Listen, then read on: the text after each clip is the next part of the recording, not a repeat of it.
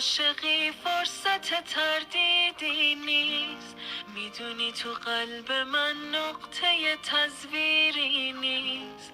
گریه شبونه رو جز تو که تسکینی نیست، مثل این شکست دل هیچ دل غمگینی نیست. تو دل رو بایی بهتری، تو مهربونی اولی، دلش که با وفاترین بهش بگو صد آفرین. ازش بپرس کجایی، مال کدوم دیاره، میونه خوشگلاتکه چونو چرا نداره.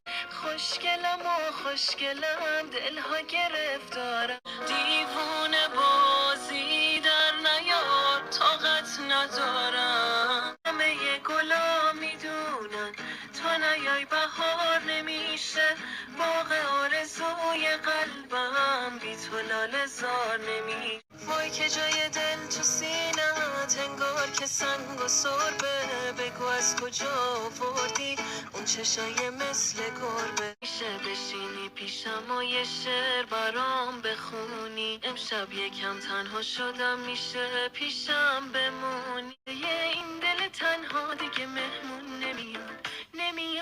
نمیاد تا بدونه جای خالیش تو خونه واسه من یه زندون.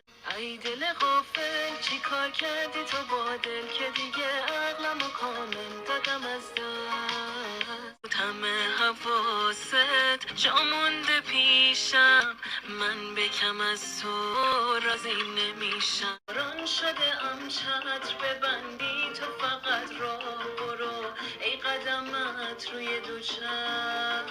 گفتی میخوام رو ابرا همدم ستاره هاشم، تو تک سوار عاشق من پری قصه هاشم. جا تا اونور دنیا واسه تو دل خوشی میارم، نمیدونی چقدر عزیزی آرزوی جز تو ندارم.